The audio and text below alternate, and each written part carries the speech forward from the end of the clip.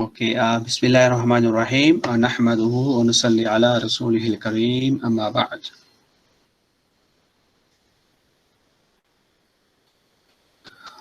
All right. In our previous classes, we discussed um,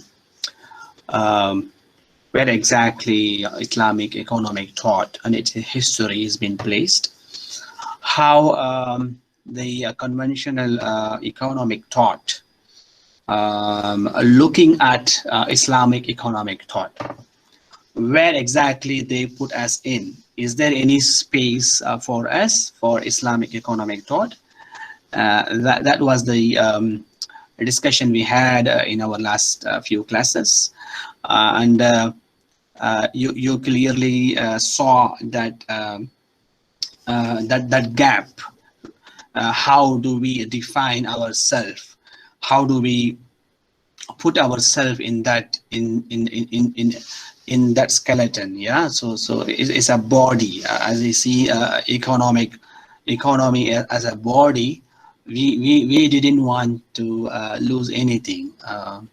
If one thing is missing, then the whole body collapsed, or it became disabled or something. So we want to see everything together in order to pay the proper respect to the discipline. So this class is actually the entire semester is actually going to justify that part of justification. I mean, that part of idea of putting everything together and see it as a whole body, right? So as I discussed earlier, I told you that we have to somehow start from the beginning. Without there is no such thing without beginning, isn't it? So as far as we have the materials, I'm pretty sure that even the economy and the household management, it's something that every human being has to go through. There's no doubt. So it has to start from Adam alayhi salatu wasalam. According to our belief, Adam was the first person in this universe. So definitely there should be some sort of management. Without economic management, there is no such thing like livelihood. Because as you can see that Allah says in the Quran, وَلَكُمْ فِيهَا مَعَائِشٌ. Allah says, when Allah asked Adam alayhi salatu wasalam to go down to this world, he is sending down Adam and Hawa together, but they are being separated in different places. But Allah says to Adam, so you will go to this world and you will have a mustaqar, right? This amazing word, ma'aish. These are the terminologies I always look into, what exactly the meaning of ma'aish. You can say, sustenance, you can say livelihood, because there must be something that you need to do in order to live yourself. Because it's not like, there is a place you can go and then you can collect your ration, you can collect your vegetables, you can collect your rice or wheat, and then you make your food. It's not like that. Because if you know this, maybe some of you may know the story how Adam alayhi salatu wasalam started eating by his own hand, meaning to say that he himself did that harvest himself. He actually seeded, he waited until the thing comes out, grow itself, and then he took it, and then he harvested, and then he made it into flour. Then from the flour he made it into khubuz, the roti. Of course we read something about it, because Imam Shaybani, Muhammad Shaybani, talks about it in his book Kitab al-Kasb. So you can see that there is a need to that agriculture to in order to make something. So this is all sometimes we know things are there, but we are not actually putting into perspective, because it is already there. We just need to put together and then see, ma'aish is something that, living a sustenance. So this is what actually we want to prove, that as a human being, as every single prophets that sent to this world, they were given not only the kitab, they were also given hikmah, right? So how do you translate the word hikmah? It's a wisdom. If it is, wisdom, whatever the wisdom actually make you do such thing, whatever the wisdom that make you to invent whatever it is today, it is all comes from that one wisdom. That wisdom belong to Allah subhanahu wa ta'ala, but he gave that wisdom to the prophets, and then through the prophets, is everything. That's why I believe that, all these even though we are discussing today about economic thought of Greek philosophy, but it comes from that chain. I want you to always remember that, there were so many prophets during that time, but we don't know their names. But they don't, without their hikmah, there is no such thing that what we are discussing today as a philosophy, or economy, or management, or finance, whatsoever. Today we are discussing social sciences. This is all came from that hikmah.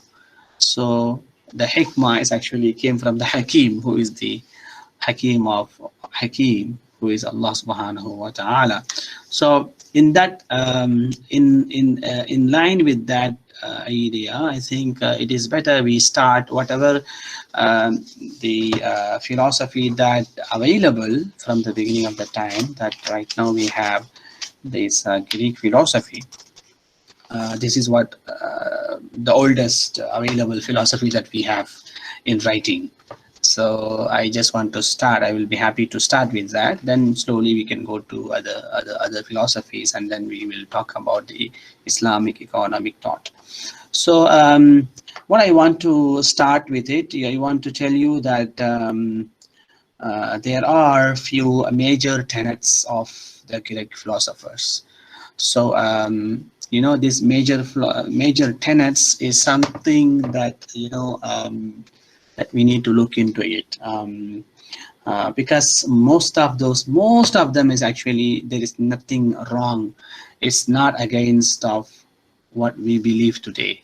It is not against of what what we have as Islamic thought. It is not against of it. Most of it actually exactly the same.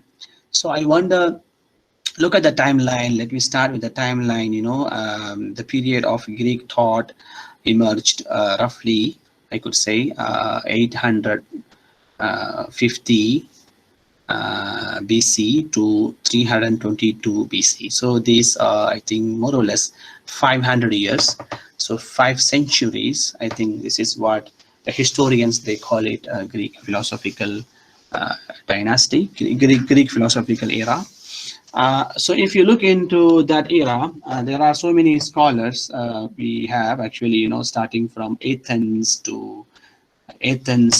falling to Sparta, and then Sparta falling to Macedonia, and then Greek philosophers. These are the things are there. If you happen to see any drama or TV series, I think you will go back to that. People with, if you see them like, in old movies and all, if you see them like, they are with white color, robe and everything. So they look like these are the Greek philosophers of those days. So let's start. If we have to talk about the major tenets, I like the word tenet. This tenets is actually, there are a couple of tenets. If you look one by one, it's exactly what we are actually believe in. You talk about the sufficiency or dislike of trade and usury, or you talk about the poverty, or you talk about the wealth measured in real terms, or you talk about the division of labor and trade, all these things, limited foreign trade, all these things it's actually, it's similar to what I want you to closely, carefully watch this, and then maybe at the end of the class, maybe you can share with me. You can tell me what exactly do you find in Islam that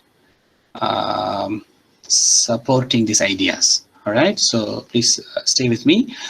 Maybe at the end of the class, maybe you can tell me what exactly, like, it's so now let's talk about sufficiency. Yeah, the sufficiency, when Greek philosophers talk about sufficiency, they talk about they say good life. They say we need everything sufficient. We don't want more, we don't want less. It has to be moderate, a good life. The focus on acquisition wealth, because most of the time they believe that uh, uh, if your focus on uh, acquisition of wealth or collecting the wealth, it will distract you from more important activities of your life. This is what Greek philosophy. Look at this sentence, just as now, the statement that I told you just now. Isn't it actually similar to what many Muslim ulama, philosophers, they say, right? You should not focus more into collecting the wealth, because you will be distracted. Today, we actually, people talk about today, even in the modern world, they say that by collecting the wealth, you are actually losing the quality time that you're supposed to spend to your family. Am I right or not? Because they always say work is work, family is family. So finish your work on time and then go back to family, spend more time with family, because you are working for family, but you don't spend time to the family. Then what for you are working? Right? And then if your answer is no, I'm working because so that my family must be happy, so that they can live in a very good house, they can have a very good car and everything, but without you they are going to have it. They are going to have a big house, but without you. They're going to have a good car, but without you. So you think that they will be more happier without you? Yeah, that is the question here. So the focus on acquisition should not distract you from more important activities. This is what Greek philosophy talks about. They also see, there's one more point, they think, they felt like, if you are collecting the wealth, your acquisition of your wealth should not be coming at the expense of your neighbor. I mean, neighbor means not literally neighbor here. They said, it shouldn't be, expense of others. You want to have your wealth, make sure that it is your own effort that you are collecting it. You just simply want to collect it because you ask some labor work for you the entire day, and he is the one who acquired everything. But at the end of the day, you just pay him some salary and then you take everything. They were against of this idea. I'm talking about the Greek philosophers. So look at these moral and ethical values of this Greek philosophy, right? Then the next one, the next tenet is they talk about dislike of trade and usury. This is actually something directly is related. It's actually something familiar with Islamic belief, because they don't want usury, zero usury, like Muslims are saying today. Worst form of trade, they call it worst. And then don't think that usury is what was there. I mean, usury is something that started later. No, usury was there since the beginning of the time when humans started trading, whether it is an exchange, barter exchange, or whatsoever.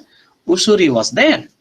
So according to during their time, their civilization is actually almost because we talk about BC. it doesn't mean that they were the uncivilized people. They were actually more civilized people. Look at today's Turkey. All right, have you seen the European part of Turkey? Maybe you can just go back and Google search, check, the European part of Turkey. You will be seeing, those buildings, those, places like ground, places like where they have some sort of audiences sitting there, and then, having some program talking, like, drama, this and that. That place still as it is, the European part of Turkey. There's of course the eastern part of Turkey, there's a western part of Turkey, right? So they were actually more civilized people. They had values, and of course they were not believing Christianity, because Christianity came very late. I'm talking about the BC. So there must be some belief system that they were following, which I assume that actually it came from the same prophets of those time, because the hikmah always comes from the prophets. So that's the reason why they said, they wanted to go for facilitating exchange. They intended the purpose of facilitating exchange. They don't want to bring the worst form of trade, which is actually usury. All right. Then they have another tenets called poverty. Poverty is exactly, if you want to look into the poverty, it's beyond the provision of the most, basic needs. They talk about basic needs, wealth and poverty, because wealth and poverty, they look at it as a relative concepts. They also, it's similar to what we have, the concept of poverty and the other side of poverty. I think you know what I mean by the other side of the poverty. You can tell me if you feel the same way. They also look into it, use of money in the way, and of course they wanted everybody has to have the basic needs, shelter, food, the dresses and all. They always wanted to have that. So this is the line of the poverty they had. So they talk about it all the time. And then you have the wealth measured in real terms. This is another tenet that the Greek philosophy has. It had to be real, non-monetary, and useful. You see, they felt that the real wealth is not the money that we exchange. According to the Greek philosophy, the real wealth is the asset, which is actually immovable asset most of the time. Money, they are the one who thought, I think the first who thought that actually money must be just a medium of exchange. I think that is what we are actually talking today. Money is a medium of exchange. Further, they go beyond. They said wealth, not necessarily. Of course, they said earlier, money cannot be necessarily the wealth. Only the properties, the asset is wealth, which is non-monetary. And they also go extra step. They said friends also can be the wealth. In a way, they said friends mean they call all those labors that they work for them. They call them friends, and they are actually wealth. Agriculture, for example, and then when it comes to whoever work for agriculture, they are all considered as a friends. They also consider as a wealth. Right? It is not like as a tool. They don't consider labor as a tool, but they consider labor as a wealth. So whatever the wealth they are getting it, they just want to distribute those wealth to those people. Then we have another idea that they had, those tools that they use for business and agriculture. If you don't know how to use it, then it is not your wealth. This is something, also different thought that they have. Let's say if someone is holding an agriculture tool, but he doesn't know what the tool can do. Then according to the Greek philosophy, he doesn't know what is that, he doesn't know how to use that tool, then according to them it is not his wealth. But if that same tool is in somebody's hand, he knows how to use it, then it is a tool, so he can actually sell that tool. This is something giving me some deep understanding, some sort of deep, uh, we need to go into deep to see what exactly they mean. You know, it seems like uh, you want to sell something, make sure that you know how to use it. But I really wonder, you know, I really wonder if that is what we are following today. You know, there are so many things nowadays people are buying and selling in the market. They have no idea what is it all about. They don't know what is it all about. Sometimes, you know, people investing in something, let's say for example chips, like microchips, or not the one we are eating by the way. These are the microchips, you know, the one they are using it for so many computers and this and that. You know, people actually investing on that and then selling. They don't have no idea what that will do. But look at the Greek philosophers. They said, you know, if you have the tool, make sure that you know how to use it. If you don't know how to use it, better you don't sell to anybody. Because you sold to somebody and then they have the problem and then they come back to you and then they ask you to clarify, and then you will not able to clarify, which means that you are not supposed to do that business. So do business that you know, sell something that you already know what worth of it. So this is, I think, amazing idea. I think I really like this kind of, you know, how to use and sell. Yeah, okay. Then we have a division of labor and trade. You know, this is where actually they started coming up with specialization. Because they thought the specialization of labor is actually more efficient method of production. Also, it is total self-reliance. Yeah, because they thought the specialization actually can bring value to production, so that we have to classify people according to their classes, according to their expertise. This is something that Greek philosophy is talking about. Also, limited foreign trade. This is something also, again, you need to have a deep analysis on this, because they said this is something, it will be very hard to accept the fact that what they are saying, because according to today's globalization, that what we are doing, what we are calling free market today, I think it's something is different about what they are saying. But here what they are saying, they say accepted for satisfy needs and provide modest comforts. You know, as long as if it is gives you modest comforts, then you can actually accept any foreign trade. You know, if some country comes and offer you a very nice sofa or bed or something that give you a modest comfort, which is actually allowed.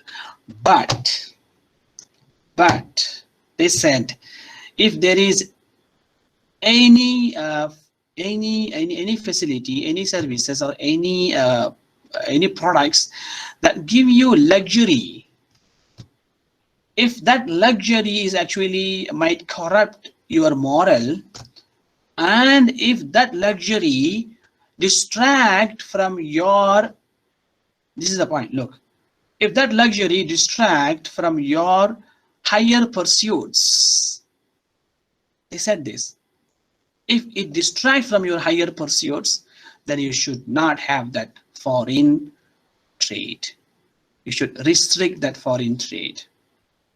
And then I wonder what they mean by higher pursuits, because they said that kind of foreign elements should not distract you from higher pursuits. So I wonder, what do they mean by higher pursuits? So this higher pursuits is something that they want to always call it something that divine. because they say wealth, collecting the wealth and being wealthy, living wealthy is not the higher pursuit. The higher pursuit is actually being passionate about your life, your thought, your philosophy, and your neighborhood, your family, and your worship, being value, full of values in your life. This is what actually they call it higher pursuits, not the other way around. Today the secular idea comes, and then we thought the higher pursuit is actually what we have. If I have a great car, if I have a great bungalow, then I think I'm having a higher pursuits. But am I happy with that? If I'm very happy with that, so what? So what? Actually, the question "so what" can be given into so many different opinions. So what? If someone come and say, I'm very happy because I earn 100,000 ringgit this month. Okay, so what? What is that actually supposed to make me? You are telling me you got 100,000 ringgit, so what to me? All right. So what exactly that actually happening if someone is earning that 100,000 ringgit? So unless you distribute that money to somebody, you'll seek the higher pursuits. Then yes, it actually gives something to someone. Otherwise, someone earning that much money, what's going to happen? All right. So that kind of thing made me think about higher pursuits. Talk about benefiting or seeking the benefit. These are the things actually. Okay, maybe from the tenets you may ask some questions. Whom did the Greeks benefit or seek to benefit? Right, that's a great question. Whom did the Greek benefits, or they really want to seek benefit? Supporting, because their philosophy always supporting the specialization and also pursuit of efficiency, because this pursuit of efficiency they consider as maintaining living standards. Not, they didn't, quote unquote, they didn't bring that this is the life, this is the living standard, this is the lifestyle you should have, then only you are going with a living standard. So maybe let's say put it in this word today. Today, if someone living in an amazing apartment, he is holding iPhone, the latest one, and then he has a very good car, then we consider his lifestyle is amazing, right? So they didn't do that. They said that, yeah, pursuit of efficiency not necessarily has to deal with the luxury life, right? Then and then their de-emphasis, this is, they did not emphasize on acquiring wealth, because acquiring wealth helped lessen the tension over scarce resources, because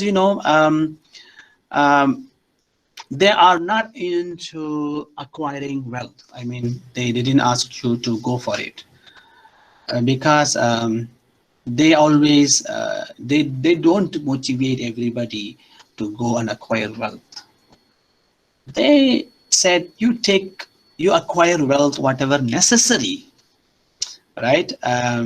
Because when you are actually taking your wealth, whatever it is necessary, which we call today sustainable development. All right, remember the sustainability that we are talking today, because we don't want to take the resources that will meet today's need and also tomorrow's future's need.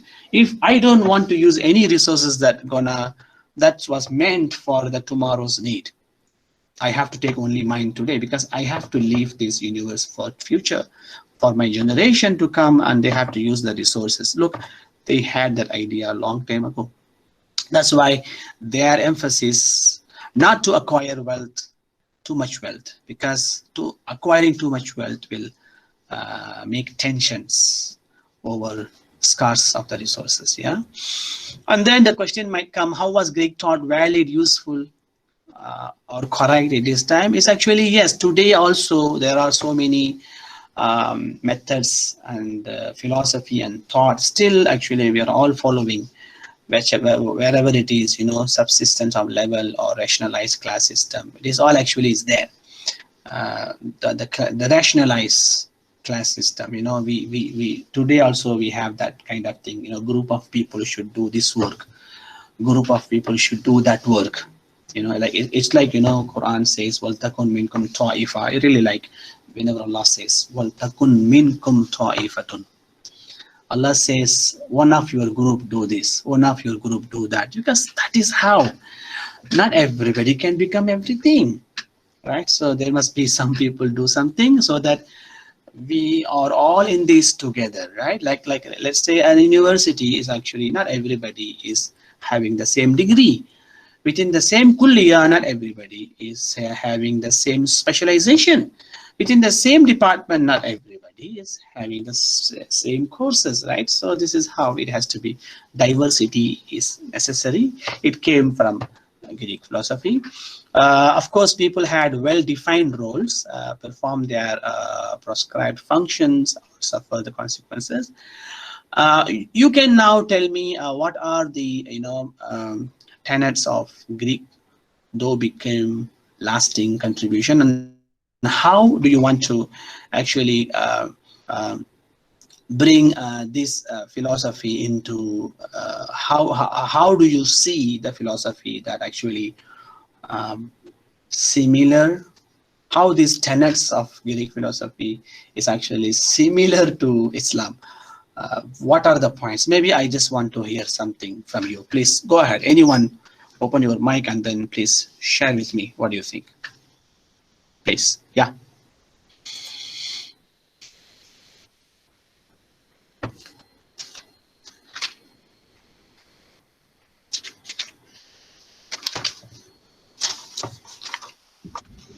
Hello. Yes, please. Yeah, I want both of you to talk. Yeah, maybe one by one. Okay, so from my opinion, I would Yeah. say I like the idea of too much luxury would, corrupt your moral. Good. And I think that one is either insufficiency or limited foreign trade. Good. So that is somewhat, very related to Islamic principles as well. Very nice. Very nice. Yeah. Very nice. Thank you, Ayman. Thank you very much. Yeah, I was hearing another voice as well. Please come. I can show you. I can show you the tenets again so that you can relate yourself. Which one? Yeah. Sir. Yes, please. So I just wonder about the tenets. What about the Greek philosophy talk about wealth? So they say that if they have agriculture tools but they did not know how to use it, Yeah. so then it is wealth, right? So, Yes, it's not wealth for that person. yeah, so I think they use agriculture because in the past agriculture is one of the most important sector. Yes, correct. So and they use as they say that tools because it is something that we use in order to make something. So if we can relate in this current world, we have maybe we can relate the tools like the sources that we have. So we have cars, we have property, we have money, but then if we did not really use it to the goodness, for example, then it is not considered as a wealth, meaning that it has a deeper meaning and has more implicit meaning. Like the wealth is not wealth in this world, but also in hereafter. So I think that's what they're trying to say to us. That's very good point, Nazira. Yes. Yeah, but what I yeah, that's actually the whole point. Again, what they really want to tell that You don't sell something if you don't know what you are selling. They gave the example of agriculture tool. They didn't say the agriculture product. We are not talking about the agricultural product. Of course, the products are useful for everybody. We talk about the tool that they use. Let's say, the way that they make the agricultural thing. There are so many tools those days they've been using it. And those tools, made by the metals and everything. If someone know how to use it, then he can actually sell it in the market for others. If someone who doesn't know, because you have money, do not just invest in something that you do not know. I think that is the message what I'm trying to get. Don't just invest the money because you have the money, because you have the money. Invest on something that you know, so that the one who actually buy from you can also benefit from your expertise. I can give you an example for this. I want to buy a car. Now I have two options. I want to buy from someone because who actually bought the car because he had a lot of money, and he bought the car from someone and he wants to sell it for 20,000 ringgit. And then there is another guy who is a mechanic, of the car, and he also have a car for 20,000 ringgit, right? Now, this mechanic has one car which he wants to sell it for 20,000 ringgit. There's another guy who doesn't know anything about the car, but he has many cars, and then he wants to sell for 20,000 ringgit. So now my choice, to whom should I go and buy? So I will choose the mechanic, because mechanic, he knows about the car and he can tell me what's wrong and what's right. And tomorrow, when I have problem with that car, I can easily relate myself to the mechanic, and then he can actually help me to do the right thing. Right, so this is what I think. I really get it. I think what is your idea also is amazing. Something that you don't use it for hereafter, and that is also is not considered as a wealth. This is also a good point. I really like the point. This is how you need to relate. Please, Ilahi, yeah. Assalamu alaikum warahmatullahi wabarakatuh. Alaikum salam warahmatullah, yes. I saw like a bunch of interesting points. Let us bring some American view, yeah. And then, one of the points I saw was the fact that there is a lot of harshness in a way. Like, for example, in Arabic they call it zuhud. Some aspects of zuhud are being like kind of pushed upon society. So zuhud is really good, but when it's self-practiced, when it's pushed upon society, I see a lot of relationship between this train of thought and Marxist communism. How Soviet communism, the Russian, so how they used to say that, the leftists, okay, the leftists, how they used to say that wealth should be measured in real terms. They call your laborers their friends. Yes, a lot of these concepts, they had re-emerged in the communist train of thought, and it may have been good because like Prophet Musa alayhi salam, his Sharia, his way, their way of life had the strictness in it. But how, for example, like when their clothes used to get dirty, they used to have to cut the cloth off. But now, like when it was an experiment. When Karl Marx and these guys, they tried to re-implement that type of living in the modern world, and then they had the failed state of the Soviet Union and all these things. Amazing. That's really a very good observation. I really like it, because I'm also started thinking about why Marxists and communists all failed, because I can see that as a government, they are the socialist government. I also have some Chinese students are here. Maybe you can also come in. As a socialist government, actually, pushing it, you have to be labor. This is what it is. This is what it is. Without practicing themselves. See, that's what happened. Actually, break them into so many pieces, and until the end of the day, they are actually in every country, whether you call it in America as well. Democrats, Republicans, and there are some other parties like communist parties and all. In India, back in India, we have always troubles from these. Of course, they want to prove something, but without practicing themselves. That is the problem, isn't it? That's a very good point. Thank you very much.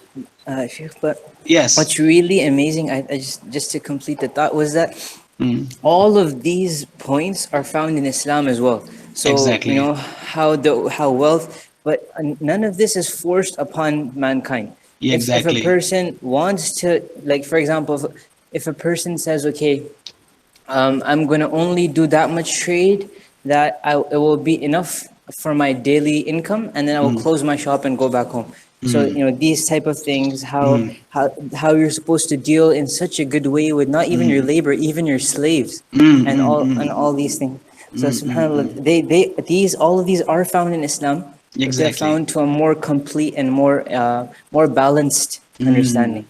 Amazing, amazing.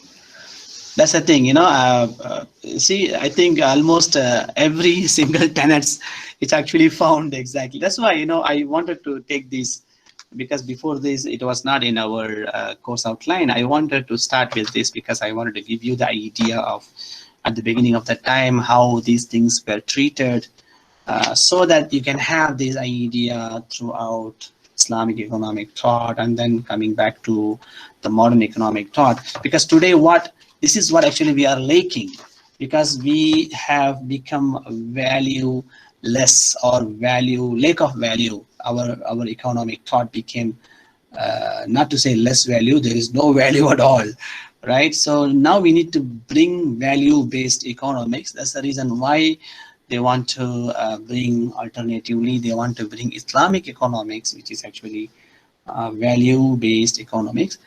But again, we need to work on that statement. Yeah, so that's the reason why we are taking this subject.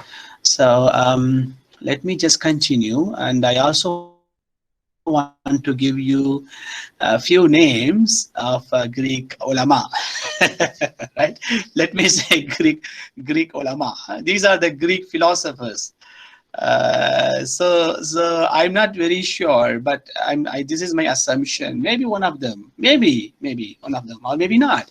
One of them could be the prophet. I'm not sure. This Plato, Aristotle, Democritus, Xenophon, this Hesiod.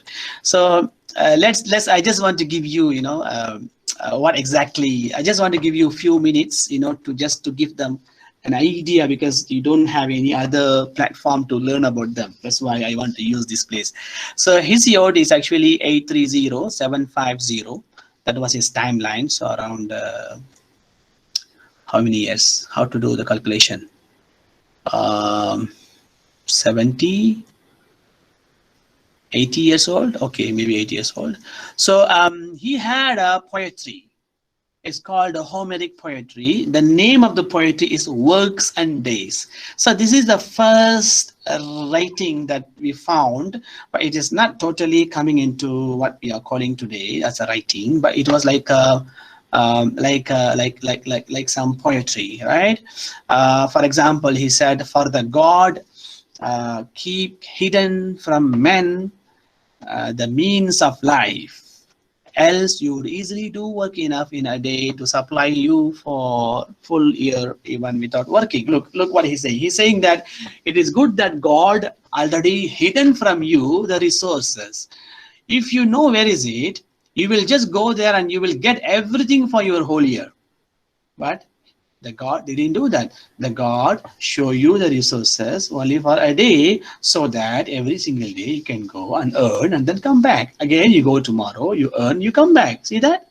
So that's a kind of examples from his. Also, his poetry also talk about destructive war. Of course, the war was there all the time, destructive war, and also his poetry talks about productive economy. Hesiod, this Greek philosopher, he always criticized idleness. All right. Okay. Next, move to Xenophon. Xenophon lived 430-354 BC, and Xenophon is the first formal. He wrote the first ever formal book of. Let me give you the name. At first, the book called Oeconomicus. Can you get it? It's like Economicus, okay, Economicus, but you put O at the beginning. Oeconomicus. Okay, Oeconomicus, or you can actually translate into management of the household. This is the first formal book that came, but this book is actually it's actually a dialogue between Socrates and Critopoulos. Socrates is another Greek philosopher. So as a profession, he talks about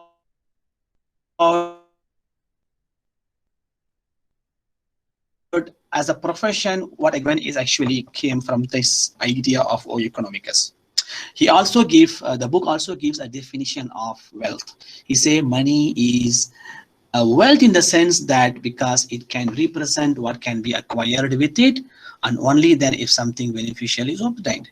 If it is not beneficial to obtain, then it cannot be a wealth, right? He talks about it, and yeah, he talks about so many other things as well. I don't want to just give you everything. Let me just, if I can read something from his writing. He says, it seems to us that household management is the name of some kind of knowledge, and the knowledge itself looked to be that by which human beings are enabled to increase households. A household then looked to us to be the totality of possessions. A possession we asserted to be whatever would be beneficial for the life of each, and beneficial things were found to be all things that one knows. Beneficial things were found to be all things that one knows how to use. Exactly, you know. So these are a few lines from his books, you know, of Economicus. Then let us talk about Democritus. Democritus 460-370 BC. He was a contemporary to Socrates and Xenophon, while Socrates and Xenophon, because Socrates was the teacher of Xenophon, and he lives on the same time. He had a political structure of society. He also assumes that someone in need is not wealthy, and someone without need is not poor. So this is something, again, you know, give you a deep understanding. You need to have a deep understanding. Someone in need is not wealthy, and someone without need is not poor. Simple life as a happier life. See that, because you can actually become, you look like a rich person, but at the same time you are also poor. It looks like you are a poor person, but at the same time you are rich, you know. So these are the few things actually he talks about it. And then let's move to Plato. Plato, I think most of you knows the name. 427-347 BC. He actually talked more into economic matters, like Aristotle. Aristotle has a lot of work on economics. Plato also has many things like economic matters, like Aristotle. In fact, he started an academy. Plato started an academy. What they do those days, they go to places and they had dialogues between intellectuals. You know, they also follow this. You know, it's like, you know, like you know, people, they always talk about they are teachers, right? And then they bring the role of teacher into their talk, isn't it? Like for example, drama, bringing the drama. In that drama, you bring someone you like. You know, people like, you know, I was happy to see, you know, during the Malaysian Day, during the Independence Day last time, August 31st, I used to see a few movies. I mean, I used to see few advertisement actually. It looked like some school students act like a Tunk Abdul Rahman, for example, Tun Abdul Razak, for example, you know, that kind of, you know, bringing the characters. Yeah. So what they do those days in academy, they used to bring the characters like Socrates and others, and then they will be having some Q&A, this kind of thing. So he talks about the basic needs, maximize quantity and quality production based on specialization. Plato also talks about international trade, importance to economy. right? He also said, he went into, talks about state, because, when at the point when you talk about economy, you will start your economy within your household. It's a system, very, very small system, brief system.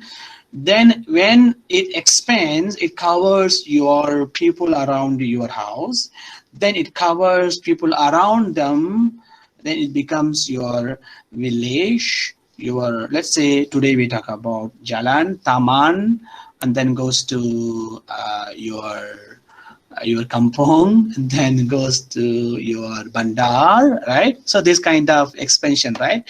But at the end of the day, it has to go to the state, right? Because economics is all about administration, isn't it? So when the administration circle expands, then the state has to come in. Then we have the Ministry of Economics.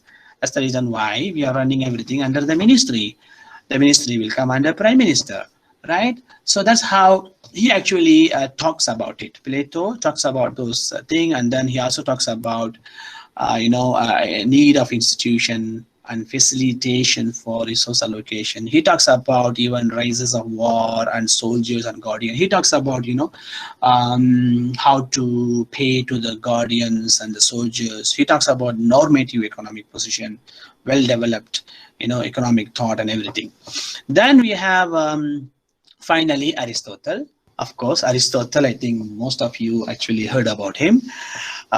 He was a student of Plato, the previous one, yeah. So now he was, I told you Plato started an academy, right? In that academy, he was there. Aristotle was a student in academy for 20 years. Plato traveled Asia. They call Asia Minor. Actually, there is those days they call Asia Major, Asia Minor. Do you know what Asia Minor is? Asia Minor, I think today is called Central Asia, I think. He traveled to those places, traveled to Central Asia, 13 years gathering biological samples to Macedonia. And then he was the one who started teaching the young Alexander. If you know the Alexander the Great, the Alexander the Great, he is the one, he was the teacher of the great Alexander, right? Then he opened his own school in Lyceum. There's a place in Lyceum, he opened his own school. He actually, he talks about so many things. Source of value, and then he talks about the distinction between value in use and value in exchange, value in use and then value in exchange. He talks about it. He talks about the surplus and trade. He talks about the type of good to satisfy an unmet need for another, need for money, need for properties as a medium of exchange or as a wealth. Or he also added a standard value or unit of account or store of value. This is all Aristotle actually talks about it. He saw the creation of money, though necessary, as stimulating the desire to acquire and accumulate. He also saw that, creating money also will bring the desire to acquire it. He actually talks about it. As with many of the Greek philosophers, trade for gain was disliked, as was usury. Trade for gain is disliked. It is like what we call makruh. Makruh. Too much gaining the wealth is makruh according to Greek philosophers. Both were seen. Aristotle, of course, this is what usury and trade for gain, both of them they looked at the same way, because it is something that it is not the right thing to do. All right. There are so many things actually about Aristotle. He had what do you call